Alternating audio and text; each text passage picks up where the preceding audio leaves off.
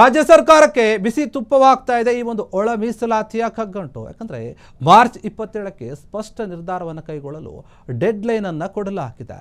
March 27ರಂದು ವಿಶೇಷ ಸಚಿವ ಸಂಪುಟ ಸಭೆ ನಡೆಯುವಂತಹ ಸಾಧ್ಯತೆ ಇದೆ.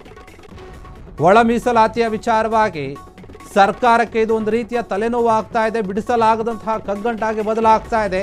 ಮಾರ್ಚ್ 27ಕ್ಕೆ ಸ್ಪಷ್ಟ ನಿರ್ಧಾರವನ್ನು ತೆಗೆದುಕೊಳ್ಳೋಕೆ ಡೆಡ್ ಲೈನ್ ಅನ್ನು ಕೊಟ್ಟಿದ್ದಾರೆ.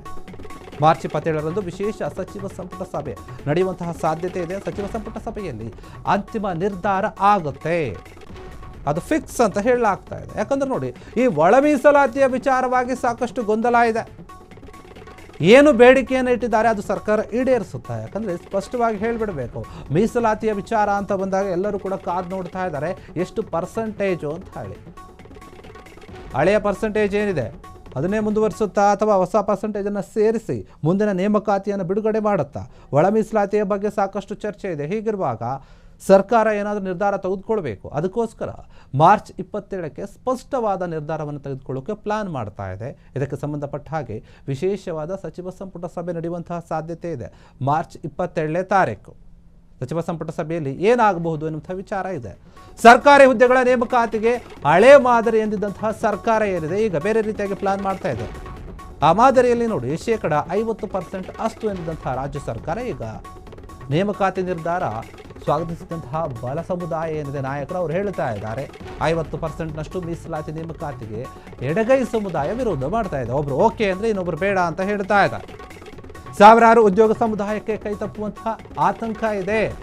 ಒಳ ಮೀಸಲಾತಿ ಗೊಂದಲ ಹೊರತುಪಡಿಸಿ ಅಥವಾ ಅದನ್ನು ಹೋಗಲಾಡಿಸೋಕೆ ಸರ್ಕಾರ ಪ್ರಯತ್ನ ಮಾಡ್ತಾ ಇದ್ದಾರೆ. ಕಳೆದ ಸಚಿವ ಸಂಪುಟ ಸಭೆಯಲ್ಲೂ ಕೂಡ ಇದೇ ವಿಚಾರ ಪ್ರಸ್ತಾಪ ಆಗಿತ್ತು. ಕ್ಯಾಬಿನೆಟ್ ಸಭೆಯಲ್ಲಿ ಒಮ್ಮತದಿಂದ ನಿರ್ಧಾರಕ್ಕೆ ಬರೆದಂತಹ ಒಂದು ಸಚಿವ ಸಂಪುಟ ಏನಿದೆ ಅದು ಒಂದು ರೀತಿಯಲ್ಲಿ ಇನ್ನೂ ಕೂಡ ಗೊಂದಲದಲ್ಲಿದೆ. ಈ ಒಂದು ವಿಚಾರವಾಗಿ ಏನು ತಗೋತಾರೆ? ಮಾರ್ಚ್ 27ರಂದು ವಿಶೇಷ ಸಂಪುಟ ಸಭೆಯಲ್ಲಿ ಅಂತಿಮ ನಿರ್ಧಾರ ಆಗುತ್ತೆ ಎನ್ನುವಂತಹ ವಿಚಾರ. ಆದರೆ ಆಗುತ್ತಾ ಇಲ್ವಾ? ಈ ಒಳ ಮೀಸಲಾತಿಯ ವಿಚಾರವಾಗಿ ಒಂದು ಸಮುದಾಯಕ್ಕೆ ಒಂದು ಸಮುದಾಯದ ನಾಯಕರಿಗೆ ಸಮಾಧಾನ ಇದ್ದರೆ ಇನ್ನೊಂದು ಸಮುದಾಯದ ನಾಯಕರು ವಿರೋಧವನ್ನು ಮಾಡ್ತಾ ಇದ್ದಾರೆ. ಯಾಕಂತಂದರೆ ಸರ್ಕಾರ ಹೇಳಿತ್ತು ನೋಡಿ 50% ಮಾದರಿ, ಅದರ ಒಂದು ಅಡಿಯಲ್ಲಿ ನಾವು ನೇಮಕಾತಿಯನ್ನು ಮಾಡ್ತೀವಿ ಅಂತ. ಹಳೆಯ ಮಾದರಿ ಇದು. ಹೊಸದಂತ ಬಂದರೆ 56-57% ಕೊಡಬೇಕಾಗತ್ತೆ. ಇನ್ನು ನೇಮಕಾತಿಯ ವಿಚಾರವಾಗಿ ಎಲ್ಲರೂ ಕೂಡ ಕಾದ್ಕೊಂಡು ಕೂತಿದ್ದಾರೆ. ಹೊಸ ಮೀಸಲಾತಿ ನಮಗೇನಾದರೂ ಸಿಕ್ಕರೆ ಇನ್ನಷ್ಟು ಜನಕ್ಕೆ ಉದ್ಯೋಗ ಜಾಸ್ತಿ ಸಿಗುವಂತಹ ಅವಕಾಶ ಇದೆ. ಆದರೆ ಇಲ್ಲಿ ಹಳೆ ಮೀಸಲಾತಿ ಅಂತ ಬಂದಾಗ ಸಾಕಷ್ಟು ಜನಕ್ಕೆ ಕೈ ತಪ್ಪುವಂತಹ ಕೆಲಸ ಆಗುತ್ತೆ, ಉದ್ಯೋಗ ಇಲ್ಲಿ ಸಿಗೋದಿಲ್ಲ. ಎಡಗೈ ಸಮುದಾಯ ಇದಕ್ಕೆ ವಿರೋಧ ಮಾಡ್ತಾ ಇದೆ.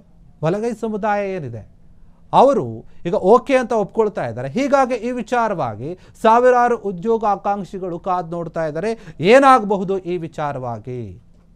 ಸಾಕಷ್ಟು ಜನಕ್ಕೆ ಕೈ ತಪ್ಪುವಂತಹ ಕೆಲಸ ಆಗುತ್ತೆ. ಒಳ ಮೀಸಲಾತಿ ಗೊಂದಲ ಏನಿದೆ ಅದನ್ನು ಹೋಗಲಾಡಿಸೋಕೆ ಸರ್ಕಾರ ಇನ್ನಿಲ್ಲದಂತಹ ಪ್ರಯತ್ನಗಳನ್ನು ಮಾಡ್ತಾ ಇದೆ. ಈ ನಡುವೆ ಕಳೆದ ಸಚಿವ ಸಂಪುಟ ಸಭೆಯಲ್ಲೂ ಕೂಡ ಇದರ ಬಗ್ಗೆ ವಿಚಾರವನ್ನು ಮಾಡಿದರು, ಚರ್ಚೆಯನ್ನು ಮಾಡಿದರು.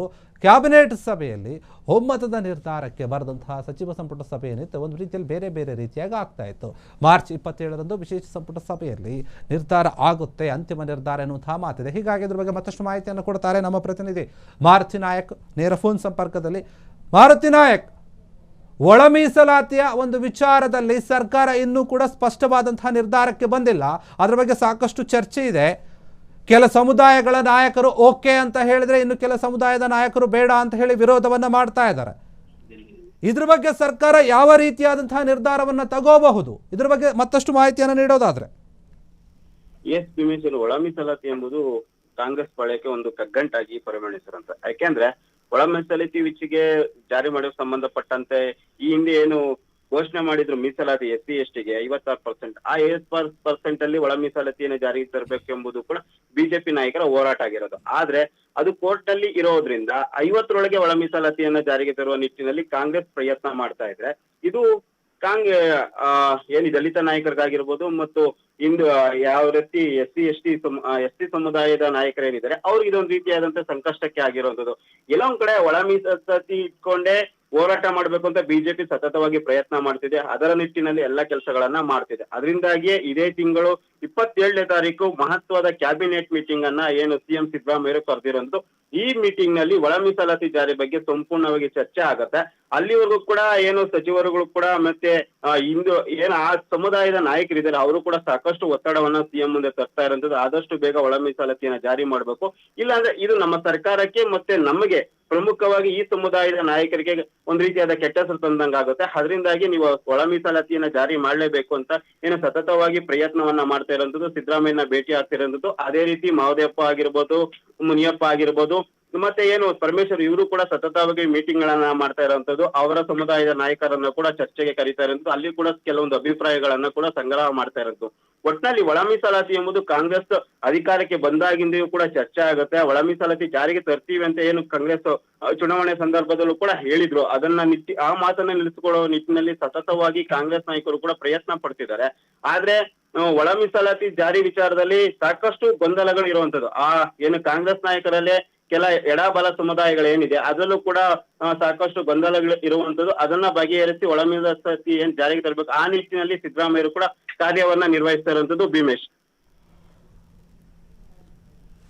ಈ ಒಂದು ವಿಚಾರ ಏನಿದೆ, ಸಾಕಷ್ಟು ಉದ್ಯೋಗಾಕಾಂಕ್ಷಿಗಳು ಕೂಡ ಕಾಯ್ತಾ ಇದ್ದಾರೆ. ಸರ್ಕಾರ ಹೊಸ ಮಾದರಿಯನ್ನೇ ತರುತ್ತೆ, ಇನ್ನಷ್ಟು ಜನರಿಗೆ ಕೆಲಸ ಸಿಗುತ್ತೆ, ಅದನ್ನೇ ನಂಬ್ಕೊಂಡು ಕೂತಿದ್ದಾರೆ. ಸಾಕಷ್ಟು ಜನ ನಾವು ನೋಡಿದ್ದೀವಿ ಧಾರವಾಡದಲ್ಲಿ ಯಾವ ರೀತಿಯಾದಂತಹ ಒಂದು ದೊಡ್ಡ ಪ್ರತಿಭಟನೆ ಆಯಿತು ಅಂತ ಹೇಳಿ. ಹೀಗಿರುವಾಗ ಸರ್ಕಾರದ ಕಮ್ಮಣಿದು ಓಕೆ ನಾವು ನೇಮಕಾತಿಯನ್ನು ಬಿಡ್ತೀವಿ ಅಂತ ಕೂಡ ಹೇಳಿದ್ರು. ಬಜೆಟ್ನಲ್ಲಿ ಕೂಡ ಅದನ್ನು ಘೋಷಣೆ ಮಾಡಿದ್ರು. ಹೀಗಿರುವಾಗ ಮತ್ತೆ ಹಳೆ ಮೀಸಲಾತಿ ಅಥವಾ ಹಳೆ ಒಂದು ಪರ್ಸೆಂಟೇಜನ್ನೇ ಕೊಡ್ತೀವಿ ಅಂತಂದರೆ ಮತ್ತೆ ಏನಾದರೂ ಆ ಒಂದು ಹೋರಾಟ ಆಗುವ ಸಾಧ್ಯತೆ ಇದೆ ಅಂತ ಅನಿಸುತ್ತಾ? ಯಾಕಂದರೆ ಸರ್ಕಾರದ ನಿರ್ಧಾರದಿಂದ. ಎಸ್ ಭೀಮೇಶ್, ಈಗಾಗಲೇ ಸರ್ಕಾರ ವಿರುದ್ಧ ಸಂಪೂರ್ಣವಾಗಿ ಹೋರಾಟ ಮಾಡ್ಬೇಕಂತ ಬಿಜೆಪಿ ನಾಯಕರು ಅದಕ್ಕೆ ಸಂಬಂಧಪಟ್ಟಂತೆ ಚಿತ್ರದುರ್ಗದಿಂದ ಬೆಂಗಳೂರುವರೆಗೆ ಪಾದಯಾತ್ರೆ ಮಾಡುವ ನಿಟ್ಟಿನಲ್ಲಿ ಒಂದು ರೂಪುರೇಷೆಯನ್ನ ತಯಾರು ಮಾಡ್ತಾ ಇರುವಂತದ್ದು.